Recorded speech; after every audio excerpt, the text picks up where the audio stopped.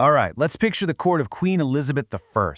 At the very center of all that power, there was this one guy. He was her trusted advisor, a master navigator, and some people whispered, a magician. Today, we're digging into the incredible, mysterious life of John Dee. This is a man who advised queens, literally mapped empires, and, get this, claimed he could talk to angels. So, who was this guy? A sorcerer dabbling in the dark arts? Maybe a cunning secret agent for the Queen? Or was he a groundbreaking scientist who helped kickstart an entire age of exploration? Well, the truth, as we're about to find out, is kind of all of the above, and honestly, something way more complex. You see, John Dee's whole life was this tightrope walk between two totally different worlds. On one hand, you have a man using cutting-edge math to navigate the globe. And on the other, he's using a crystal ball to chart the heavens. It's his incredible balancing act that's going to define everything about him, his career, and his super complicated legacy. Okay, so to really get a handle on Dee, we've got to start with his official job, right? Let's look at his place at the absolute heart of power during one of England's most legendary periods. Even from a young age, this guy's brilliance was just off the charts. He said he studied 18 hours a day. But the thing that really cemented his reputation happened during a university play. He built this giant mechanical beetle that actually flew across the stage.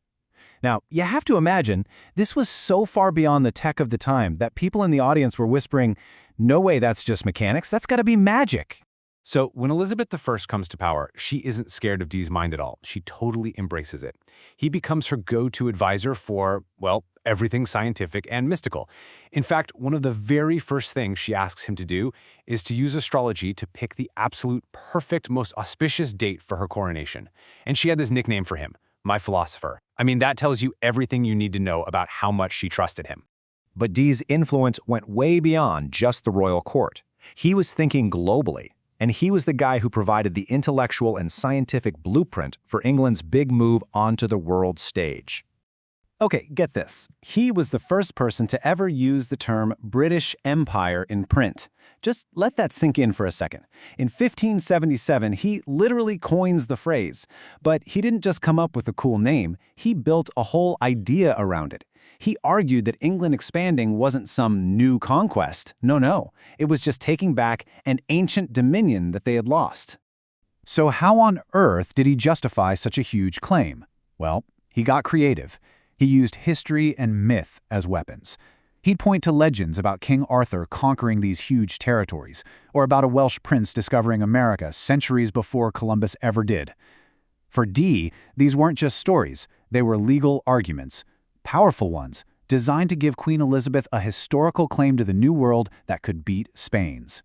Now, what's so incredible is that Dee backed up all these grand, almost mythical claims with super practical science. He wasn't just a theorist, he actually built the tools for this new empire.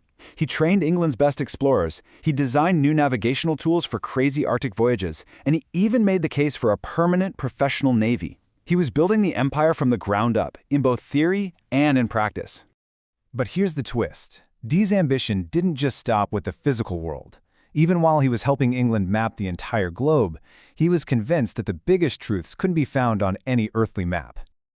I mean, he'd given England the math and the physical tools they needed to chart the unknown. But for a guy like Dee, mastering the physical world, that was just step one. The real secrets, he believed, were way beyond the reach of any compass or sextant. Yeah, for Dee, all of that just wasn't enough. He became convinced that all human knowledge was, flawed, incomplete. He believed the true book of nature, basically the universe's ultimate instruction manual, had been lost since Adam's time, and he figured the only way to get it back was to go straight to the source, talking directly with angels. And he didn't just dabble in this. He pursued it with the same scientific rigor he used for everything else. This wasn't some vague spiritual thing. Nope. He used specific tools for scrying, which is a kind of divination, like an Aztec obsidian mirror and a crystal shoe stone. And with the help of this really controversial medium, a guy named Edward Kelly, he meticulously recorded thousands and thousands of pages from what he called his spiritual conferences. And the most incredible thing to come out of all these sessions? A whole language. A complete, complex, grammatically unique language. The angels, supposedly speaking through Kelly, dictated it. Dee called it Enochian. He was convinced this was the original language of humanity, the language God himself used to create the universe. And if he could just master it, he could unlock the secrets of reality itself. Now I know, to us today, this seems like a crazy split personality, right? The rational scientist over here, the mystical seer over there. But you have to understand, for Dee, it wasn't separate at all. It was all just one unified quest for a single ultimate truth. His worldview is perfectly summed up in the hieroglyphic monad, this symbol he designed himself. It's brilliant, really. It mashes together signs for the planets, like the sun and the moon, with symbols from alchemy and for the classical elements. To Dee, this wasn't just some cool logo. It was a single, elegant equation that he believed held the blueprint for all of creation. This belief he had in hidden symbols and secret knowledge has led to all sorts of modern myths about him. The most famous one? That he was the original 007. Yeah, the story goes that he'd sign his secret letters to the Queen with 2 little circles representing her eyes and a 7. It's a great story, but it's just not true. We have 0 historical evidence for it. Not one single document has ever been found with that signature. But this lifelong mission of his, this attempt to merge the scientific and the spiritual, it would ultimately lead to a really tragic fall from grace and a reputation that people have been fighting over for centuries.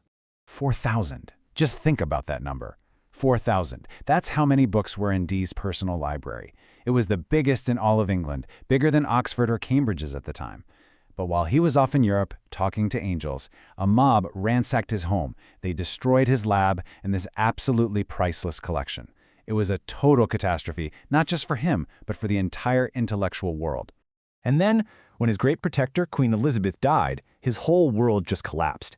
The new king, James I, was completely obsessed with hunting witches and had 0 time for Dee's kind of mystical philosophy. So, the great mind of the Elizabethan age, the Queen's own philosopher, died in total obscurity and poverty. He was forced to sell off his few remaining books just to eat. And for centuries after he died, his reputation was just in the gutter. People remembered him as a fool, or worse, a dangerous magician who got tricked by a con man. But then, in the 20th century, historians started taking another look. They started to see the incredible scientific genius underneath all the mysticism, and they began recasting him as the ultimate Renaissance man. Which really brings us back to the big question, doesn't it? Was John Dee the last great magician of an old world, desperately clinging to magic and alchemy? Or was he a total visionary, just using the language of his time to lay the scientific groundwork for a new world he could only begin to imagine? The truth, just like Dee himself, is probably somewhere in that mysterious space right in between.